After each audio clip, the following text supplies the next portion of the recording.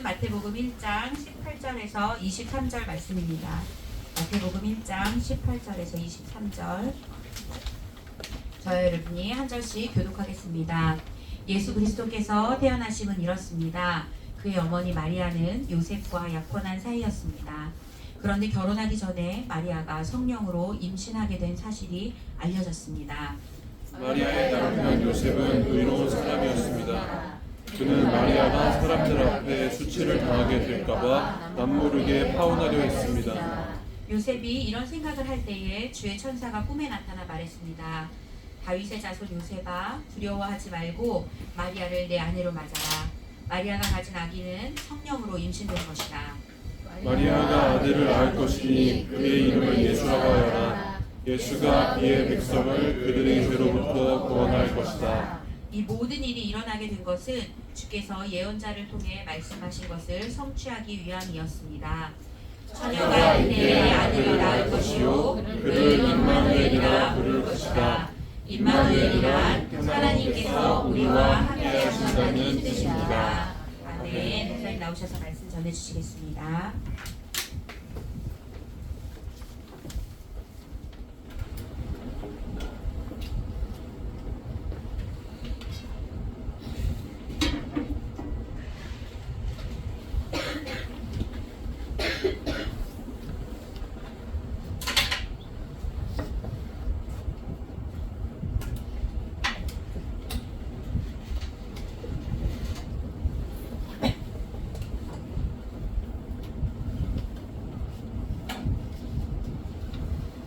할렐루야.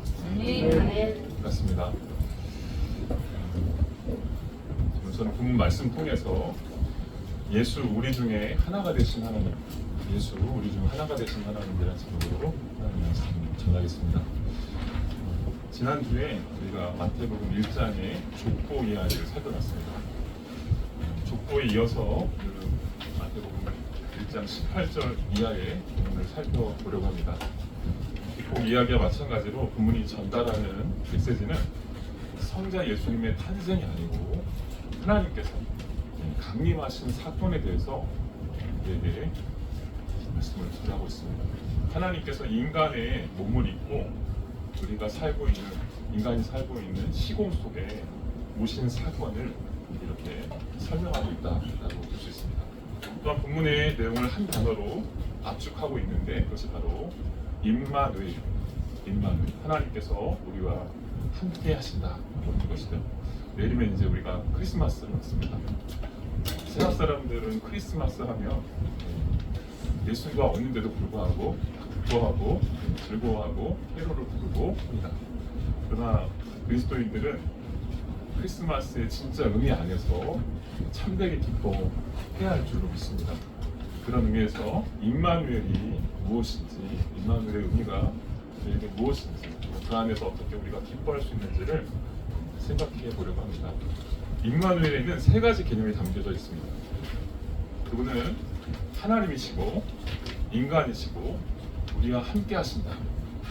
그분은 하나님이시고 또 인간이시고 우리와 함께 하신다 라고 하는 이 세 가지 큰 개념이 담겨져 있습니다. 이 세 가지 개념들을 차근차근 오늘 말씀을 전하려고 하는데요.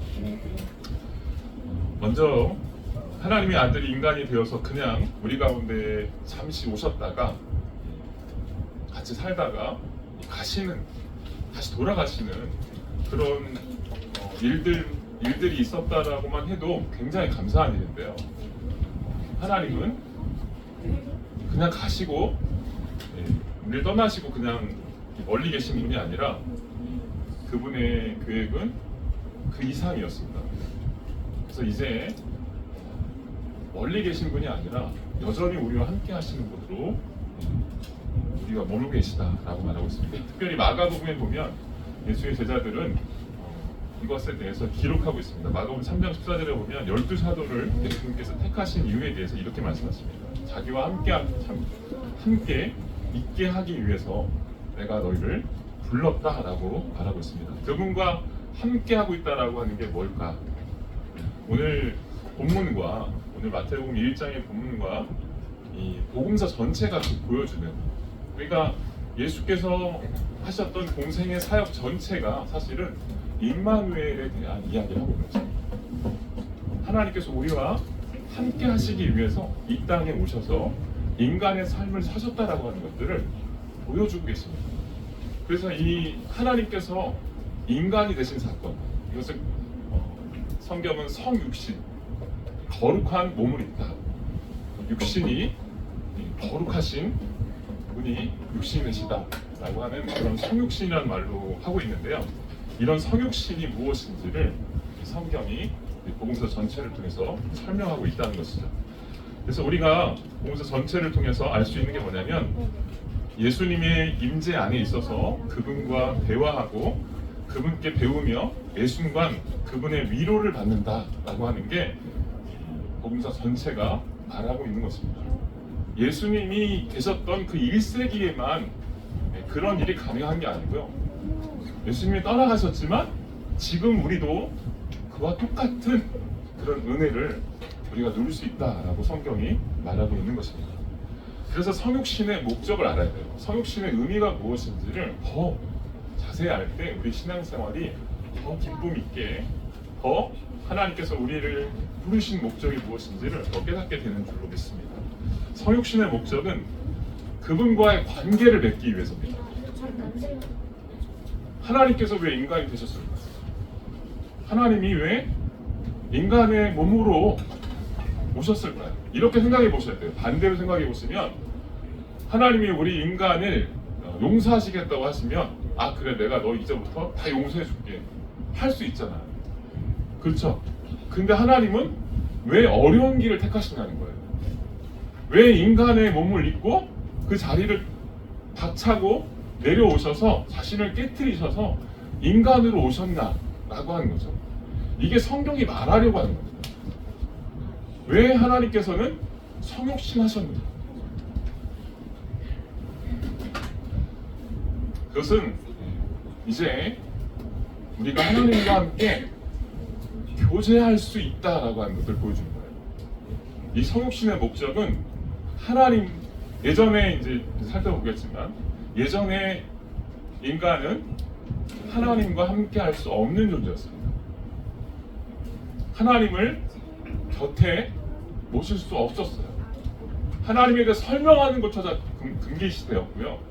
하나님의 이름을 떠올리는 것조차도, 말하는 것조차도 유대인들은 지금도 금기시하고 있습니다. 그리고 접근할 수도 없는 그런 분이 하나님이셨는데 그 하나님이 예수를 통해서 이 땅에 내려오셨다. 그리고 인간이 되셨다고 말씀하고 있어요. 이건 무슨 얘기냐면 이제는 우리가 그분을 알 수 있게 됐다는 거예요. 그리고 알 뿐만 아니라 이제 우리가 그분을 사랑할 수 있는 대상이 됐다라고 말하고 있는 것입니다. 그래서 이제는 성육신을 통해서 우리가 믿음으로 이 사랑을 경험하고 알 수 있게 되었다라고 말하고 있습니다. 오늘날 이 성육신, 하나님이 인간이 되신 이 사건에 대한 어떤 감흥이 없는 시대가 돼버린 게 아닌가라는 생각을 합니다.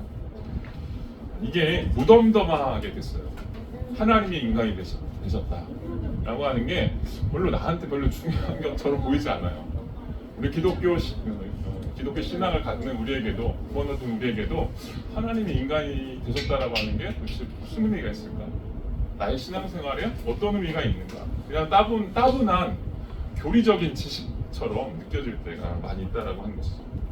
하지만 이것이 얼마나 놀라운 사건임을 알 때 우리가 그분의 은혜에 정말 감격하고 떨리게 되는 그런 은혜가 우리에게 임하게 될 줄로 믿습니다.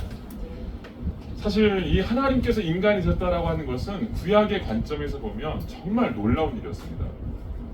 구약을 한번 생각해 보면 매우 충격적인 사건이었습니다. 왜냐하면 사람이 하나님께 접근한다라고 하는 것은 구약에서는 매우 두려운 일이었습니다. 그 자체가 두려운 일이었습니다. 하나님 자체가 두려운 분이었고요.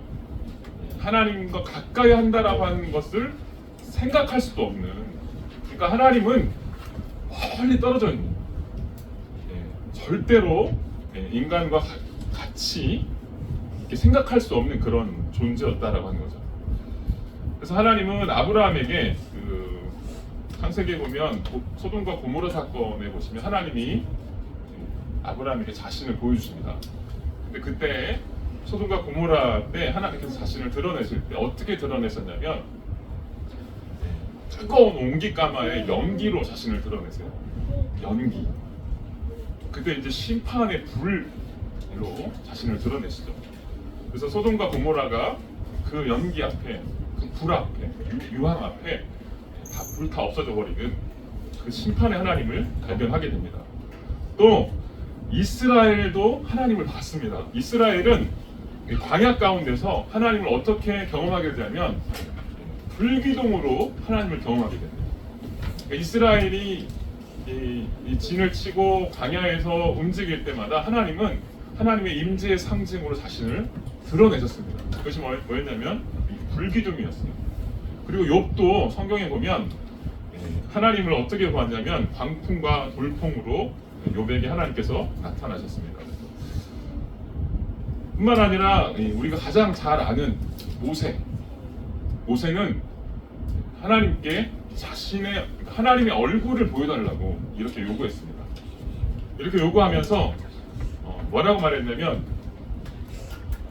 한번 볼까요? 성경을 한번 보겠습니다. 출애굽기 넘겨주시면 있습니다. 제가 안 보냈네요. 죄송합니다. 제가 아스파이거 안 보내. 오늘 아침에 정신이 없어가지고 제가 안 보냈는데 안 읽으셔도 됩니다. 설명해 드릴게요. 출애굽기에 보면 모세가 하나님 앞에 하나님이 누구인지를 보여달라고 요구합니다. 사실 우리가 하나님 어떤 대상과 교제를 할 때는 그 분이 누구인지, 그 대상이 누구인지를 알고 싶어하는 게 당연합니다. 모세도 그랬습니다. 그래서 하나님 앞에 하나님을 더 가까이 알고 싶으니까 얼굴을 보여달라. 거기 보면 영광을 보여달라는 말을 합니다. 하나님의 영광을 보여주십시오.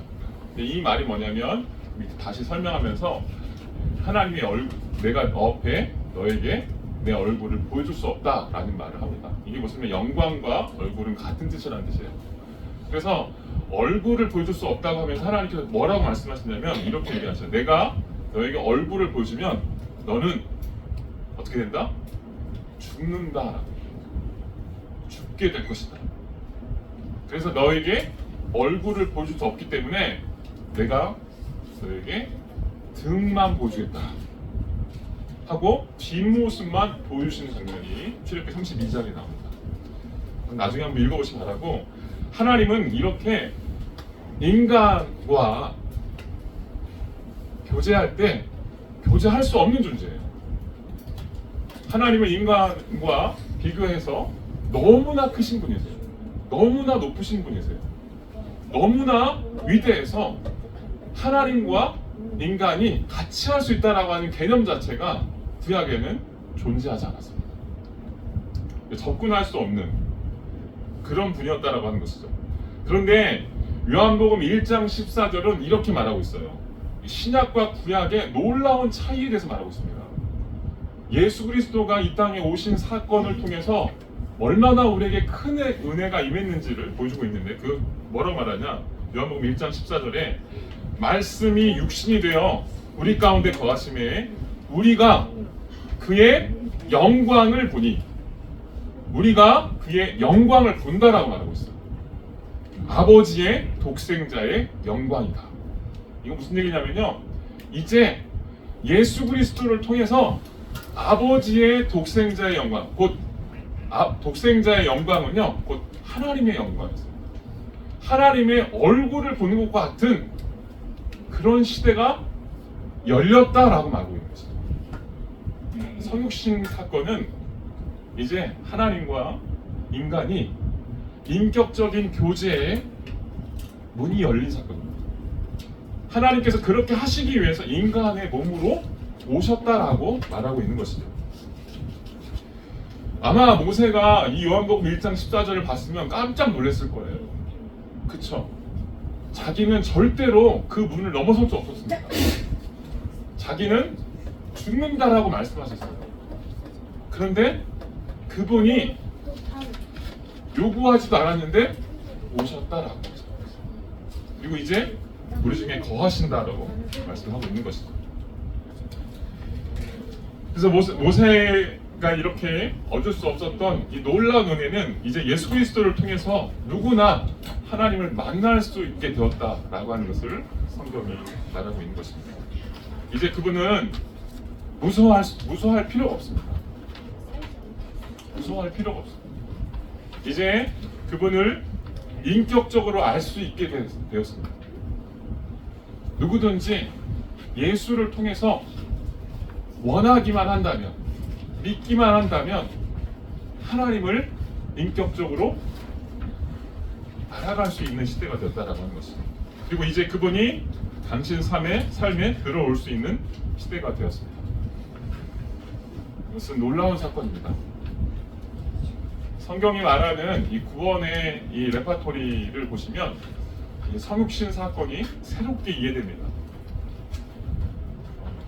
하나님은 단순히 인간의 어떤 죄의 문제를 해결하기 위한 것도 맞지만 사실 그것을 넘어서서 우리에게 생명을 주시기 위해서 오셨어요. 그래서 전인격적으로 하나님과 교제하고 하나님과의 이런 하나님을 생명으로 모시며 살잖아요. 그럼 어떻게 될까요? 우리에게 하나님의 존재만큼 더 큰 기쁨이 얻게 됩니다. 이것에 대해서 말하고 있는 것이죠. 그래서 우리가 우리 삶에 여전히 예수만이 참된 기쁨인지를 생각해 보셔야 돼요. 예수만이 우리 삶의 참된 원동력인지를 깊게 생각해 보셔야 돼요. 왜? 예수님은 이것을 위해 오셨어요. 우리 삶에 진짜 생명이 되기 위해서 오신 줄로 믿습니다. 또 하나 한번 생각해 볼 것은 예수 그리스도를 통해 나타나신 하나님은요, 이제 구약에서 말했던 불기둥이나 구약의 그 사람들이 보았던 불기둥이나 어떤 물품이나 이런 모습으로 오실 수 있었는데도 불구하고 어떻게 오셨냐면 아기의 모습으로 나타났다는 거예요. 아기의 모습으로. 이 세상에서 아기와 같은 연약한 존재는 없습니다. 또한 아기와 같은 그런 순수한 존재는 없습니다. 내가 애들을 키우고 있지만 우리 애들도요, 자기의 이해관계에 따라서 아빠가 요구하는 것을 걷어찰 때가 있습니다. 왜? 벌써 자기가 원하는 게 있다라고 하는 것이죠. 그러나 갓난아기는요, 우리가 아기를 갓난아기를 한번 이렇게 들어보면 어때요? 이렇게 안아주고 품어주고 하면 그 아이들이 오히려 자기의 모든 것을 다 안고 더 받아들이고 더 바짝 그 사람에게 안겨오는 것을 볼 수 있게 되죠. 이게 아기입니다. 아기. 왜 아기의 모습으로 하나님께서 오셨을까? 이것은 하나님은 이 세상을 심판하러 오신 게 아니고요, 심판 당하시기 위해서 오셨다라고 하는 것을 말씀하고 있습니다. 이것은 놀라운 사건입니다. 하나님이 심판 당하기 위해서 오신 거예요. 예수의 십자가 지신 사건은요, 자신을 심판의 제물로 내놓으신 사건이라고 하는 것이죠. 그분은 우리의 죄값을 치르고 인류와 그분 사이에 가로막혀 있던 그런 죄의 장벽을 허무시기 위해서, 또 그것을 다 허물어서 이제 우리와 함께 거하시기 위해서 오신 줄로 믿습니다. 그래서 예수님 우리와 함께 하시는 하나님이세요. 하나님으로 오신 분이라고 하는 것을 잊지 말아야 될 줄로 믿습니다. 이 성육신의 이 취지는 그분이 내가 하나님이다라고 하는 존재를 알리기 위해서 오셨다라기보다는 그분이 우리와 함께하기 위해 오셨다라고 하는 것을 절대 잊지 말아야 됩니다. 이 성육신의 취지는 하나님께서 우리와 함께 계신다, 함께 거하신다. 이 구원의 의미도 마찬가지예요. 구원이 뭘까요? 그 하나님을, 성육신하신 그 하나님을, 우리와 함께 하시는 그 하나님을 우리가 인격적으로 깊이 교제하고 있는가, 이게 바로 구원을 말하고 있는 것입니다. 그래서 성육신은 뭐냐면요, 기독교의 구원은 뭐냐면, 제가 계속 말씀드리지만 기독교의 구원은 행위로 얻는 것이 아닙니다. 내가 뭔가를 신을 기쁘게 하는 그런 행위들을 쌓아가지고 구원을 얻을 수 있다라고 구원을 쟁취하는 것으로 취득하는 것으로 생각하는데, 성육신의 이 기독교적 구원이 말하는 게 뭐냐면, 기독교적 구원은 철저하게 관계론적 구원입니다. 성육신하신 그 예수님을, 그 하나님을 우리가 깊이 경험하는 것, 인격적으로 삶으로 고백하는 것, 이것이 바로 구원의 참된 의미인 줄로 믿습니다. 그래서 이제 그분과 참으로 함께 있으려면 이제 우리가 해야 할 일이 있습니다. 그게 뭐냐면, 이런 인격적인 관계가 도대체 어떻게 이루어지는지를 한번 생각해 보셔야 돼요. 하나님과의 인격적인 교제, 그분께서 인격적으로 교제하기 위해서 우리에게 머무신다고 하셨는데, 그러면 우리가 어떻게 그분과 교제할 수 있는가? 첫 번째는 꾸준하게 솔직하게 사랑으로 소통하는 법을 배우셔야 됩니다. 모든 관계가 사실 그렇습니다. 여러분, 관계를 맺는다라고 하는 것은 꾸준하게 지속적으로 대화하고 소통할 때 가능하죠. 그죠? 내 말만 하는 게 아니고요, 혼자 막 얘기하는 거. 가끔 이렇게 대화를 해보면 어떤 분들은 혼자 막 얘기하세요. 그리고 남이 얘기하는 거를 듣지 않으세요. 그리고 막 자기가 하고 싶은 얘기만 막 하다 보면 이게 분명히 오랫동안 교제한 것 같은데 남는 게 하나도 없어요. 그러면 어때요? 집에 갈 때 이게 아닌데 왠지 시간이 아깝고 속은 듯한 느낌이 들고, 그렇습니다. 이게 그런 관계는요, 오래 가지 못합니다. 깊은 관계가 뭘까요? 서로 소통하는 거예요. 상대방의 이야기를 듣고 또 내가 그 얘기에 대해서 반응하고. 그래서 기도는 뭐냐면 내 말만 하는 게 기도가 아닙니다. 내 말만 하는 게 기도가 아니고 하나님과 깊은 교제 안에 들어가는 거예요. 그래서 이런 기도를 통해서 그분의 마음을 느끼는 겁니다. 그리고 내 삶 속에 하나님의 임재를 경험하는 거예요. 이것은 어떻게 가능할까요? 기도를 통해 가능해요. 기도를 통해서. 그래서 기도를 통해서 하나님의 음성을 듣고 하나님의 마음을 우리가 알면서 소통할 수 있게 됩니다. 이게 어디서 나오냐면 시편에 보면 그런 기도들이 많이 등장합니다. 시편 27편, 63편, 84편, 또 131편 같은 그런 기도를 보면, 제가 27편을 같이 읽어드리려고 했는데 그냥 제가 읽어볼게요. 여기서 이렇게 얘기하면, 시편 27편 8절에 보면, 주께서 내 얼굴을 바라보아라 하실 때 내 마음이 오 여호와여 주의 얼굴을 바라보겠습니다 했습니다. 주의 얼굴을 내게서 숨기지 마시고 진노로 주의 종을 외면하지 마소서. 주께서 이제껏 내 도움이 되지 않으셨습니까? 오 내 구원의 하나님이여 나를 떠나지 마시고 버리지 마소서. 내 부모가 나를 버릴지라도 여호와는 나를 받으실 것입니다 라고 하는 그런 깊은 기도를 합니다. 여기서 시편 27편의 이 어떤 저자의 기도 중에 저는 하이라이트가 10절이라고 보는데요, 내 부모가 나를 버릴지라도 여호와는 나를 받으실 것입니다 라고 얘기하죠. 이게 뭐냐면 부모의 깊은 교제보다, 부모의 깊은 사랑보다 하나님과의 그 임재에서 누리는 깊은 사랑을 더 안다는 거예요. 더 시편 기자는 알아가고 있다라고 하죠.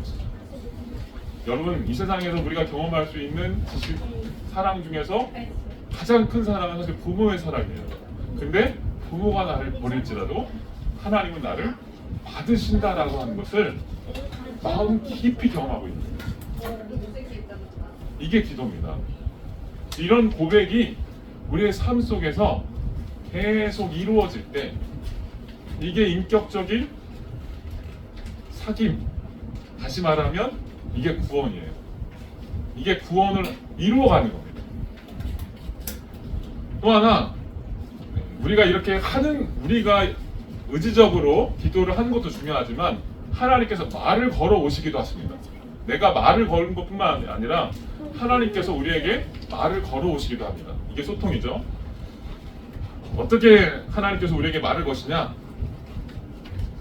성경을 통해서 말씀하십니다. 오늘 아까 이 요한복음 1장 14절에도 보면 말씀이 육신이 됐다고 하죠. 성경 말씀이 성육신 하셔서 내려오신 게 성경이에요. 그래서 이 성경을 통해서 하나님께서는 우리에게 말씀하십니다. 그래서 우리가 성경을 읽고 이해하고 묵상하는 게 굉장히 중요합니다. 근데 아직 성경이 어려워요. 굉장히 어렵고 또 성경을 읽더라도 잘못 읽을 수 있습니다. 그래서 교정이 매우 중요하고요. 그래서 저는 그런 의미에서 우리가 복음학교 하고 소그룹 모임하면서 이렇게 이걸 훈련하는 게 굉장히 중요하다는 생각들을 많이 하고 있습니다. 시편 기자가 똑같이 시편 1편에 보면 시편 1편과 시편 119편에 보면 이 성경에 대한 아주 깊이 있는 이해를 드러내고 있는데요. 시편 기자가 이렇게 1편에 이렇게 얘기합니다. 복 있는 사람은 오직 여호와의 율법을 즐거워하고 그 율법을 밤낮으로 깊이 생각하는 자다. 밤낮으로 깊이 생각하는 자다. 이게 뭐예요? 하나님과 소통하는 거예요. 하나님과 대화하는 거예요.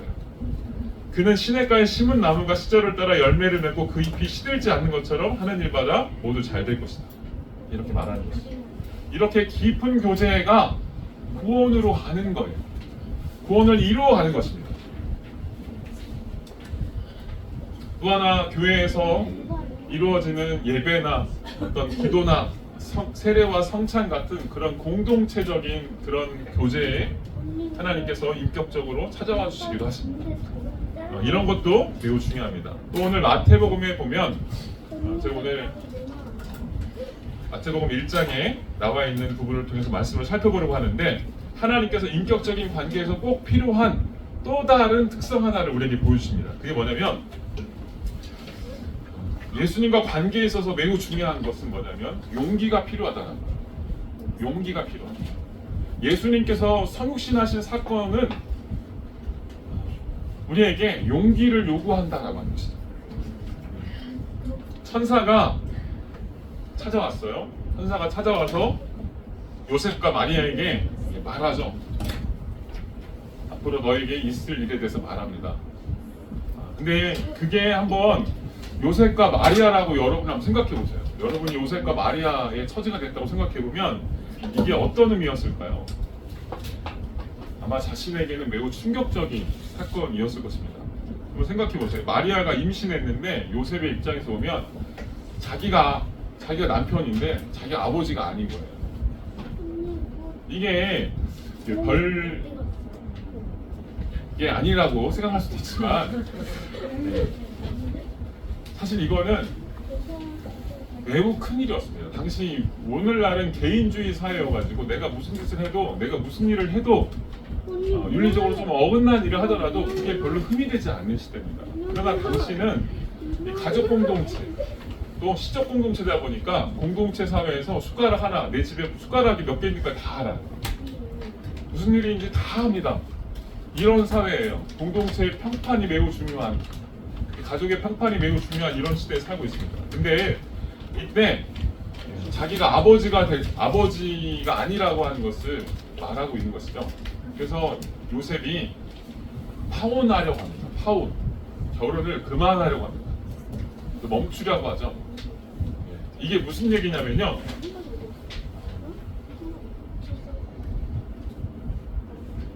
성경을 볼 수 있나요? 마태복음 1장 19절.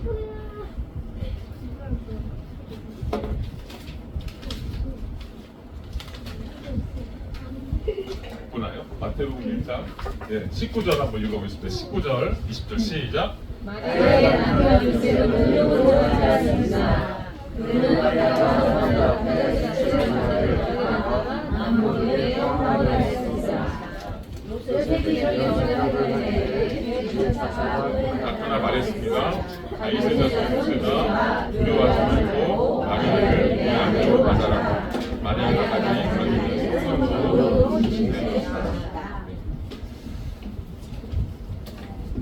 요셉이 지금 아버지라고 말하지 말라고 아버지가 아니다라고 하는 것들을 말했어요. 근데 이게 왜 중요하냐면 단순히 아버지가 아니다라고 하는 게 자기만 묻고 지나가면 되는 게 아니고요. 공동체 다 알려지는 사건이에요. 그죠? 결혼하기 전에 이미 아기를 뵀잖아요. 결혼하기 전이에요. 그 당시에는요, 혼전순결, 윤리적인 이런 사회예요. 그래서 혼전순결이라고 하는 것들이 매우 중요한 시대입니다. 근데 결혼하기 전에 이미 잉태했어요. 이게 드러나요? 안 드러나요? 1년 후면 다 드러납니다. 네. 이건 무슨 얘기냐면 마리아가 요셉과 혼전순결을 어겼거나 아니면 요셉이 씨를 제공하지 않았다면 외도한 불륜의 증거가 되는 거예요. 다시 하면 이 집안이 어떤 콩가루 집안이라고 하는 낙지포를, 꼬리표를 찍게 하는 그런 사건입니다. 그러니까 요셉의 입장에서는 여기서 빨리 벗어나고 싶죠. 요셉은 의로운 사람이라고 말하고 있어요. 굉장히 윤리적이고 그리고 그런 삶을 지향하는 사람입니다. 그래서 그걸 끊고자 하고 했지만 하나님께서는 요셉에게 그렇게 하지 말라고 하시죠. 그래서 결혼하라고 말씀하십니다. 이건 뭘 말할까요?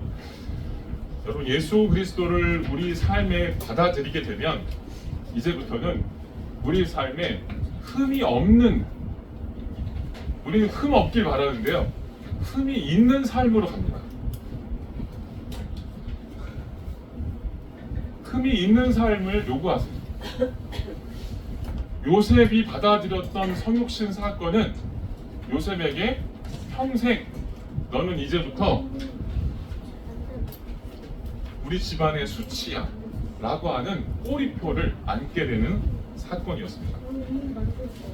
그래서 마태복음 1장이 사실 이 정도인데요, 마태복음 2장은 더 심합니다. 마태복음 2장에 아기를 낳고 나서 어떤 일이 벌어진 줄 아세요? 생각해 보셨나요? 마태복음 2장에 예수를 낳았어요. 예수님을 낳았습니다. 그리고 난 다음에 요셉이 마주했던 것은 살해 위협이었습니다. 요셉이 죽을 수도 있는, 가족 전체가 몰살당할 수도 있는 그런 살해 위협을 느껴야 했습니다. 다시 말하면 예수님을 삶에 받아들였다는 그 이유로 그는 사회적인 지위만 이렇게 흔들린 게 아니고 삶 전체가 목숨을 잃어버릴 위기에까지 처하겠다라고 성경이 말하고 있는 것이죠. 이걸 보면 우리가 한번 이해해 볼 수 있는 게 있어요.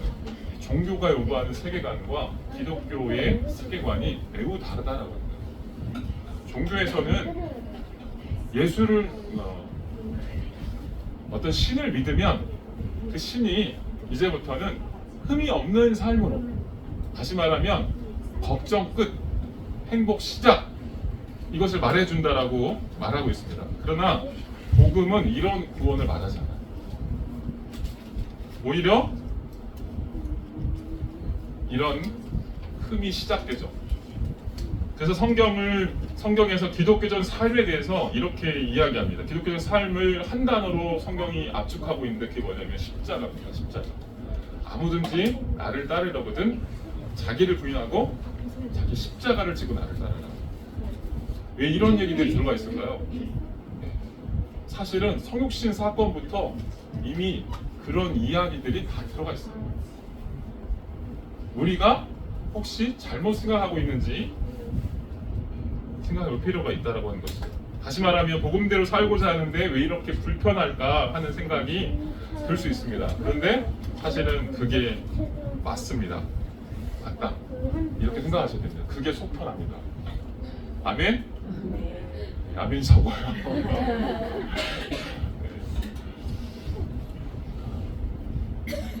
하나님의 방법은요, 세상의 방법과 달라요. 기독교의 구원은요, 세상이 생각하는, 우리가 생각하는 방식과 전혀 다르요. 그래서 우리가 하나님을 믿을 때 항상 첫 번째로 들어야 되는 게 뭐냐면 하나님을 선하시다라는 거예요. 아멘? 내 생각과 다를지언정 하나님은 나를 선으로 이끄신다. 이거 고백할 수 있어야 하나님을 따를 수가 있습니다. 마태복음에 보면요, 마가복음에 똑같은 얘기가 나오는데 마태복음 12장 51절 이렇게 합니다. 내가 세상에 화평을 주려고 온 줄로 생각하느냐? 내가 너희에게 이르노니 아니다. 도리어 분쟁하게 합니다. 내가 너에게 화평을 주러 온 줄로 생각하지 말라. 화평이 아니요 검을 주러 왔다. 내가 온 것은 사람이 그 아버지와 딸이 어머니와 며느리가 시어머니와 불화하게 하려니 사람의 원수가 자기 집안 식구가 될 것이다. 이런 얘기를 하고 있어요. 며느리가 시어머니와 불화한다. 집안의 딸과 엄마가 불화한다. 이런 얘기를 해요. 집안 식구가 원수가 된다. 이런 얘기를 합니다. 이 문자 그대로 받아들이면 위험합니다. 근데 문자 그대로 받아들이면 이혼하라는 말처럼 들려요. 혼자 살라는 말처럼 들립니다. 여러분 그게 아닙니다. 그게 아니고 예수를 믿고 하나님과 인격적인 교제를 하잖아요. 그러면 그 인격적인 교제가 불러오는 이 결과를 말해줍니다. 인격적인 교제가 하나님을 받아들이게 돼서 그 삶이 하나님의 전인격 속에 들어가게 되면 그 삶이 변화됩니다. 내가 살던 세속적인 방식에서부터 벗어나게 됩니다. 그러면 그게 가장 누구에게 먼저 감지될까요? 가장 먼저 감지되는 게 가장 가까이 있는 사람들부터 감지돼요. 내가 변하고 있는 게 느껴지는 거예요. 가족들이 그것을 알아차리는 거죠. 그래서 이런 감지되다 보니까 고통스러워요. 고통스러워요. 네. 설명해 줄 수도 없어요. 못 알아먹습니다. 그러니까 원수가 되는 거예요. 근데 원수가 되라는 말이 아니고요. 원수가 되는 것 같은 갈등이 시작된다는 거예요. 근데 그 갈등을 어떻게 해야 될까? 이혼하고 내팽개치는 것은 가장 쉽습니다. 가장 쉬운 해결이에요. 그러나 그게 가장 쉬운 해결이지만 가장 무책임한 해결입니다. 어떻게 될까요? 십자가 져야죠. 그걸 뚫고 들어가야죠. 그 관계 속으로 들어가서 십자가 지고 그걸 해결하는 방식으로 가야죠. 그래서 예수 믿으면요 고통스러워집니다. 예수 믿으면 내가 인격적으로 하나님을 만나게 되면 내가 처음 나를 가장 많이 인격적으로 알아가는 이 사람들과의 다툼이 시작되고 갈등이 시작됩니다. 왜? 변화됐으니까요.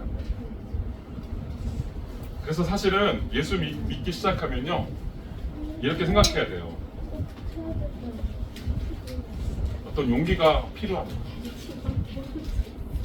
우리가 믿음이 있다라고 하는 게 뭐냐면 내가 하나님의 선하심을 인정하고 따라갈 수 있는 용기가 있는가 라고 하는 것들을 항상 염두에 두셔야 됩니다. 그래서 신자라면 누구나 다 용기를 가지고 하나님을 따라야 됩니다. 오늘 본문이 말해주는 세 가지 정도의 용기가 있습니다. 첫 번째는 세상의 멸시를 감수하는 용기입니다. 세상의 멸시를 감수하는 용기. 세상의 비웃음을 감수하는 그래서 감수하는 용기입니다. 예를 들면 여기 요셉이 아이를 그렇게 낳아요. 그러면 낳았으면 이제 어떤 삶이 시작될까요? 친구들의 비난이 있겠죠. 비웃음이 있겠죠. 너는 왜 그렇게 했니? 윤리적인 질타가 이어졌을 것입니다. 그러면 요셉이 설명하겠죠. 내가 그렇게 한 게 아니야. 이 성령으로 잉태된 거야. 이해할 수 있나요? 이해 못합니다. 아마 요셉을 향해서 아무리 친한 친구일지언정 아마 미쳤다라고 생각했을 거예요. 그런데요, 이게 세상이 요셉이 당한 이런 미친 취급당하는 이 취급이 예수 믿는 우리에게 똑같이 적용됩니다. 예수를 인격적으로 받아들이게 되잖아요. 그러면 사람들이 어떻게 우리를 취급할까요? 제정신이 아닌 것처럼 취급합니다. 예. 그래서 우리가 예수를 따를 때 이런 용기가 필요해요. 세상의 비난을 감수할 용기가 필요합니다. 내 평판이 나빠질 수 있다라고 생각하셔야 됩니다. 근데 이 평판을 향해서 역시 가장 이 이런 직장의 동료나 가족들이 이런 우리를 향해서 이렇게 시비를 걸거나 갈등을 부추기거나 이렇게 할 수 있어요. 이 싸움이 시작됩니다. 근데 이럴 때 어떻게 해야 될까요? 이게 중요하잖아요. 어떻게 해야 될까요? 용기를 가지고 그 자리에 들어가셔야 돼요. 그 자리를 피하시면 안 돼요. 이게 성경이 말하는 기독교적인 구원의 완성입니다. 어떻게 해야 돼요? 죄 가지고 따질 게 아니고요. 거기서 내가 어떻게 하면 죄냐 아니냐 이거 가지고 할 게 아니고 뭘 해야 돼요? 그 관계를 품으셔야 돼요. 사랑하고 용서하고 믿고 인내하는 그 과정이 필요한 거예요. 이게 성육신 안에 다 들어가 있어요. 아프지만 그 문제를 앞에 그 사람들 앞에 나 몰라라 하지 않고 너 그렇게 짓거리니? 나는 너하고 상대 안 해. 이거 가장 쉬운 해결책이라니까요. 이렇게 할 게 아니고요. 그 관계 속으로 들어가셔서 그들과 같이 함께하는 노력들을 하셔야 돼요. 왜요? 예수님이 그렇게 하셨다. 예수님이 그렇게 오셨잖아요. 그리고 우리에게 그것을 살아낼 수 있다고 예수께서 생명이 되시겠다고 말씀하고 계신 것입니다. 그래서 마태복음은 이런 갈등을 복음이 빚어낸다고 말합니다. 복음이 빚어내고 있어요. 복음을 믿잖아요. 복음이 여러분 안에서 새롭게 피어나기 시작하잖아요. 남편이 집안 식구들이 여러분에게 싸움을 붙여요. 근데 여러분 어떻게 해야 될까요? 가서 죽으셔야 돼요. 그 관계 속으로 들어가서 죽으셔야 돼요. 이게 예수의 십자가. 내가 져야 할 십자가. 내가 안 되죠? 그래서 내가 안 된다고 하나님께 한탄하신 거죠. 이게 겟세마네의 기도예요.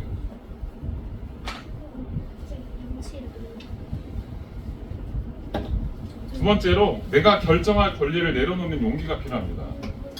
요셉이 아기를 낳기 전에 천사가 와서 요셉에게 통보합니다. 뭐라고 통보하냐면 네가 새롭게 태어날 아기의 이름을 예수라 해라.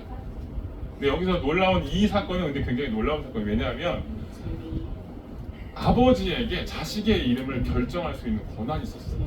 이것은 뭐냐면 그 집안의 가장이 누구인지 그 집안을 움직이는 주인이 누구인지를 말해주는 사건입니다. 그런데 천사한테 와서 너는 이름도 짓지 마 이렇게 얘기하는 거예요. 다시 얘기하면요, 하나님이 우리에게 오시잖아요. 하나님을 모시게 되잖아요. 하나님의 구원을 받아들이게 되면 하나님께서 우리에게 우리의 삶의 주권을 내려놓으라고 하십니다. 내가 결정할 수 있는 삶의 주권을 포기하라고 말씀하십니다. 포기하는 거예요. 근데 이게 쉬운 일일까요? 매우 어려운 일이죠. 그래서 용기가 필요한 것입니다. 요즘 사람들은 이렇게 얘기합니다. 나는 기독교인이 되는 데는 관심이 있어. 나 교회 한번 가볼게. 여기까지는 잘 얘기합니다. 복음 전하면요. 근데 이렇게 얘기합니다. 하지만 내가 기독교인이 된다고 해서 내가 뭘 좀 달라진다고 생각하지 마. 나는 내 삶을 바꾸고 싶지 않아. 아니 내가 원하는 대로 살 거야. 이렇게 얘기하는 것이죠. 근데 이게 무슨 얘기일까요? 나는 예수를 원하지만 나는 내 기준은 내 삶의 주권은 내가 결정할 거야. 내 삶의 주인은 바로 내가 될 거야 라고 말하고 있는 것입니다. 하지만 오늘 마태복음 1장이 분명하게 말하는 것은 그분이 우리 삶에 들어오시면요, 그분을 모신 삶은 우리가 그분의 통제를 받는 게 아니고 그분이 우리의 삶을 통제하신다고 말하고 있는 것입니다. 혹시 여러분 예수 믿으면서 하나님께 이렇게 기도할 때가 있어요? 하나님, 저한테 이렇게 해주시면, 저한테 이 사건만 해결해 주시면 제가 하나님 잘 따라가겠습니다. 잘 믿겠습니다. 무조건 다 하겠습니다. 순종하겠습니다. 이것도 하고 저것도 하겠습니다. 라고 하는 그런 조건들을 내세울 때가 있습니다. 근데 그 조건을 다는 순간 그건 뭘 말하는 거냐면 하나님은 제 주인이 아니고요, 저를 도와주시는 분입니다. 제가 필요할 때마다 뭔가를 좀 도와주시면 좋겠습니다. 하지만 당신은 나의 주인이 될 수는 없어. 이렇게 말하는 거 똑같습니다.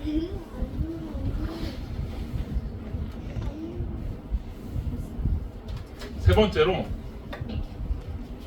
내가 죄인임을 인정하는 용기가 필요합니다. 내가 죄인임을 인정하는 용기. 여러분, 용기 중에서 내가 죄인임을 인정하는 용기가 없이는 절대로 하나님과의 인격적인 교제를 시작할 수 없습니다. 이걸 말해주고 있어요. 오늘 본문이 예수의 이름을 설명하면서 이렇게 말합니다. 자기 백성의 죄를 구원할 자다, 이렇게 말하고 있어요. 그 죄에서 구원할 자가 바로 예수라는 의미예요. 그래서 예수와의 인격적인 교제, 예수님께서 우리에게 인격적으로 교제하기 위해서 오셨는데, 인격적인 교제를 시작하려면 반드시 내가 죄인임을 인정할 때만 가능해요. 내가 죄인이라고 하는 그 사실을 인정하지 못하면 그 시작이 안 되는 것이죠.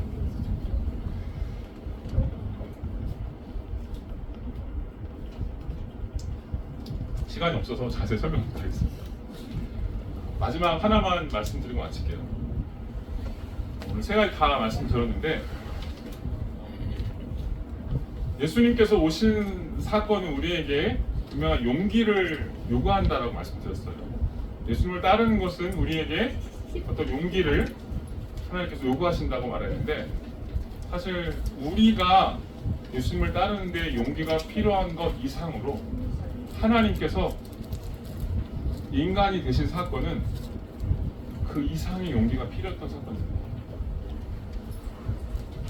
하나님께서 왜 인간의 몸으로 오셔서 그 어려운 일들을 다 지고 사셨을까요? 세상에 있는 어떤 종교도요, 하나님이, 신이 용기가 필요한 종교는 없어요. 이런 용기를 보여주는 종교는 없습니다. 우리가 그런 하나님을 믿고 있는 것이죠. 왜 하나님께서는 이렇게 큰 용기를 우리에게 주셨을까요? 베푸시면서 이곳에 오셨을까요? 우리가 함께 하시기 위해서 왜 이곳에 오셨을까요? 그것은 여러분을 사랑하시기 때문에, 우리를 사랑하시기 때문입니다. 죄인된 우리를 변함없이 사랑하시는 그 하나님의 사랑이 여전히 우리 가운데 있기 때문에 그 사랑을 보여주신 것입니다. 여러분, 혹시 하나님을 믿으시면서 내가 연약하다고, 내가 왜 이거밖에 안 되는지 모르겠다고 하나님께 한탄할 때가 있습니다. 하나님을 더 많이 사랑하고 싶은데 왜 이거밖에 안 되는지 모르겠다고 할 때가 있습니다. 근데 우리가 변함없이 기억해야 될 게 뭘까요? 하나님은 우리를 변함없이 끝까지 사랑하십니다. 그걸 잊지 마시고 그분 앞에 오시기 바랍니다. 그것이 용기입니다. 기도하고 마치겠습니다.